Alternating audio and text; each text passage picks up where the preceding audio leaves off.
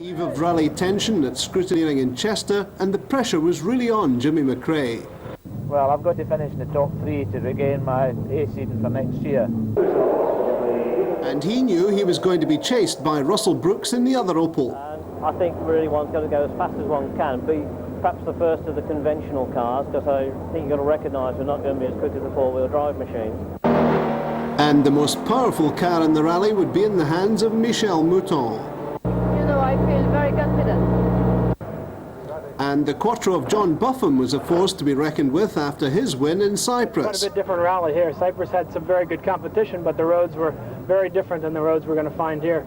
We're going to have to wait and see. We're going to go along steady. People have tried to pry a number out of me where I think I'm going to finish, but I've decided this year nothing's popped into my mind, so I'm just going to wait. We'll go along and we'll see what happens at the end. The end, though, was 5 days away as top seed Ari Vatanen was flagged off from Chester by Stig Blomqvist, who'd withdrawn his entry, the World Championship already in his hands. Closely followed by Hannu Mikkola, the champion of the RAC with 4 wins behind him, and McRae. Could he achieve the success so far denied him and hold on to his world seeding? The Duchess of Devonshire joined the spectators round her home at the Shell Oil's Chatsworth stage, and by the water splash at Sutton Park, Vatanen had fastest time on every stage. The revolutionary mid-engine Peugeot 205 was clearly going to take the rally by storm. Mikkola had a battle on his hands, not helped on the first Knowsley stage when he dropped down the field after clipping a log.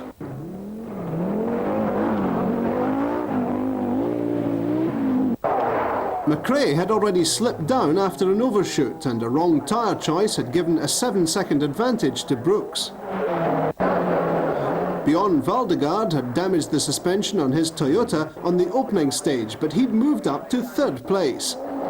He was challenging Michel Mouton in the outstandingly powerful 500 horsepower Audi Quattro Sport as it flew through the Trentham Gardens stage near Stoke-on-Trent. Kenyan Sheikha Mehta was having more than his share of spins in the Nissan.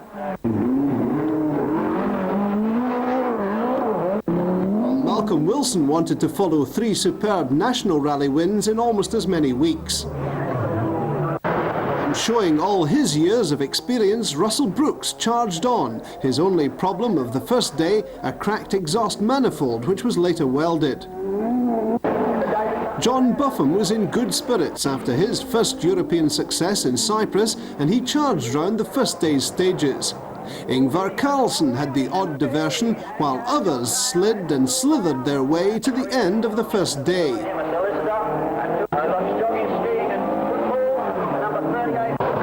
By the following day, Vatanen had drawn out a healthy 1-minute lead, his only problem coming when a fire extinguisher accidentally went off as he tackled the Crake Forest in southern Scotland.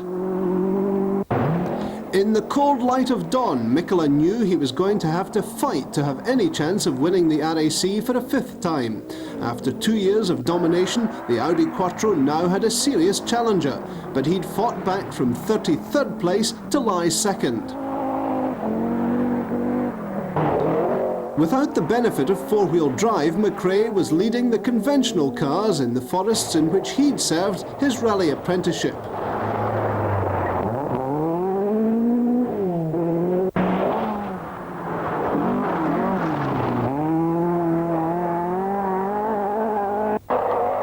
Michel Mouton was getting to grips with the power of the Quattro Sport, but transmission problems left her with only 2-wheel drive for a time until a new differential could be fitted.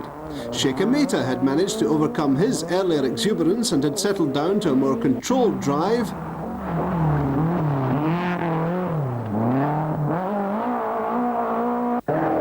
Brooks lay just 5 seconds behind teammate McRae, while John Buffum was settling down comfortably through the trio of Scottish stages to an admirable 4th place.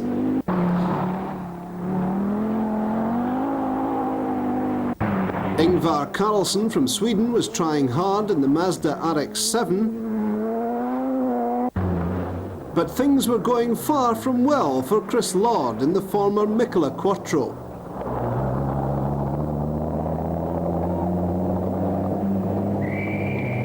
Being caught by David Llewellyn's Nissan, he pulls into the side with a seized brake.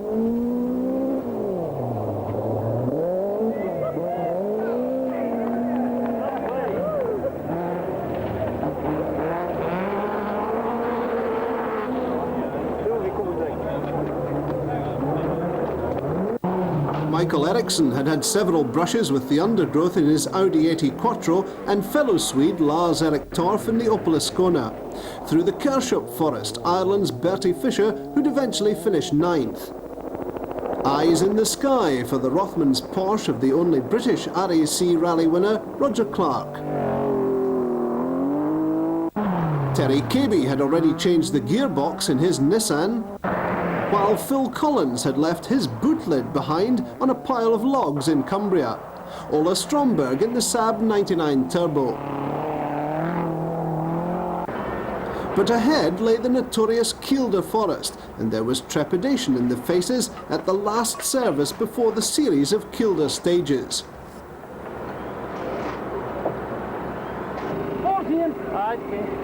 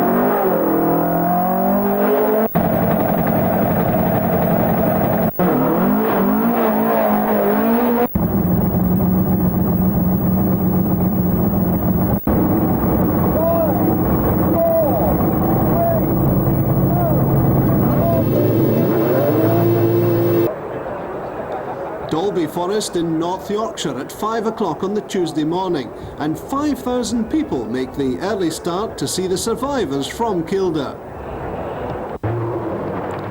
Vatanen had charged ahead overnight, and the diminutive Peugeot showed no signs of slowing. His only serious challenge came from Mikkola, but he was still several minutes behind.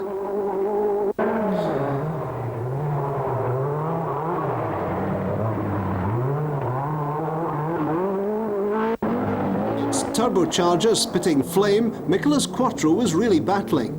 It had now become a clear two-horse race. Mikkola was 9 minutes ahead of the rest of the field, but still couldn't catch Vatanen.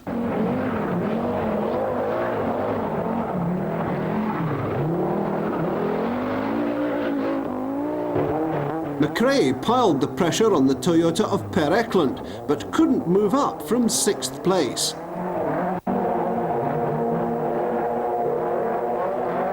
He'd been wearing glasses to help his night vision, and they'd clearly worked.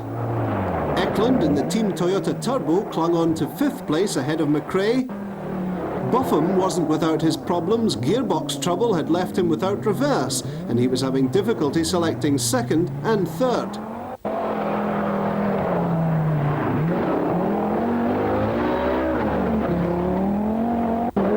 Mouton too was having gearbox trouble, but not serious enough to warrant a 2nd gearbox change, and she regained 3rd place from Buffum.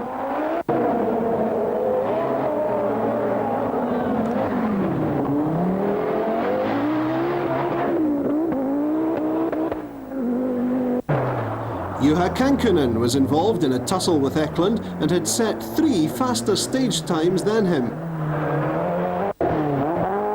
Brooks, meanwhile, had altered the shape of his Manta, misjudging a right-hander in Kielder and rolling on his roof.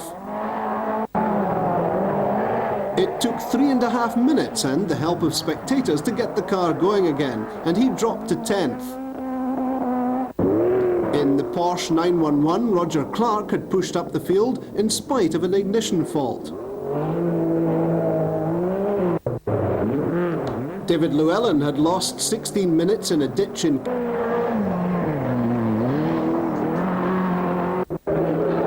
by By the Harewood Hill climb, Buffum was locked in battle with Mouton, while Timo Salonen was heading for a fine 6th overall. Russell Brooks had regained some lost ground. Terry Cabey, though, was to lose even more.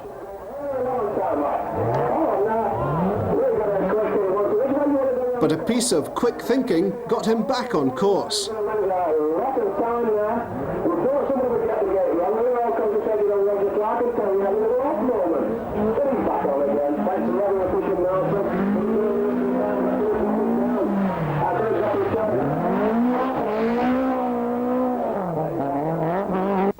Llewellyn left his mark on a gate post and almost left his back bumper too. Chris Lord had got going again but wasn't having a lot of luck. Vatanen paced and co-driver Harriman considered. The rally, the RAC as well. A long way to go yet.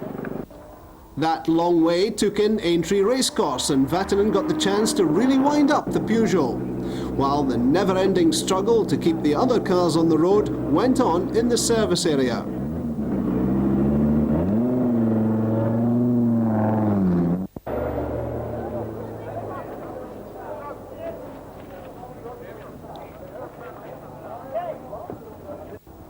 Took the chance to improve his position before the overnight halt in Chester. But the following day, Vatanen was at it again in the Speech House stage in the Forest of Dean, a full 4 minutes ahead of Mikkola, but that was soon to change.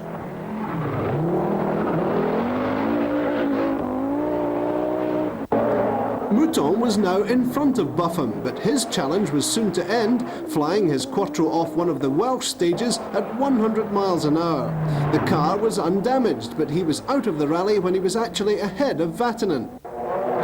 McRae was still amongst the leaders, but he too was about to lose almost everything, sliding into mud in South Wales. Lights blazing in the darkened forest, Shakameta held on to 8th place.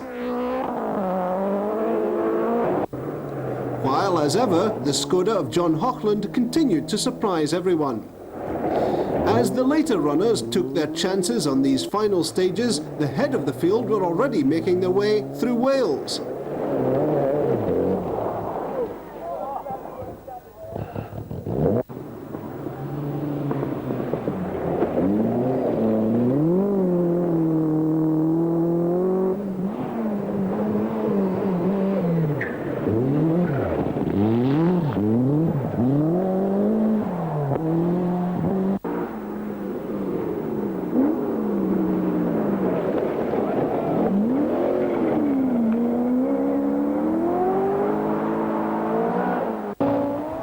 Mouton was steaming ahead, and after Kankunen's retirement in a crash, Eklund was left holding on to 3rd place just ahead of her.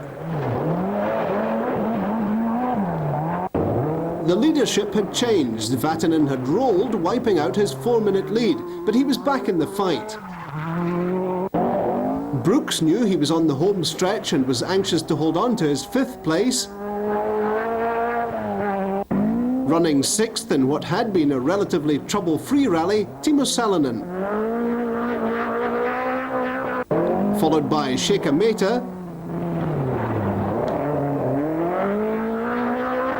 And Terry Cabey, about to retire just a few stages from the end. Mikkola had retaken the lead, but only for 1 stage before the Peugeot regained it.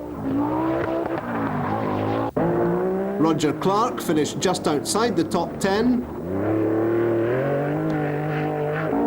But disappointment for McRae, 7th overall and losing his A seeding for next year. Bertie Fisher, though, had his best ever Forest performance, while this Japanese competitor made sure everyone knew he was around. Behind the international field, the shorter 26-car national event won in convincing style by the Rover of Kenwood. The checkered flag is being held there by Mr. Bosch of Lombard Central. Back at the finish in Chester and looking slightly more battered than it was when it set out, the startling Peugeot 205. It had taken the event by storm, shattering the stranglehold of the Audi Quattros, but it won by only 41 seconds. And after 2,000 miles, Ari Vatanen still managed to lay his hands on a bottle of milk. With champagne to follow.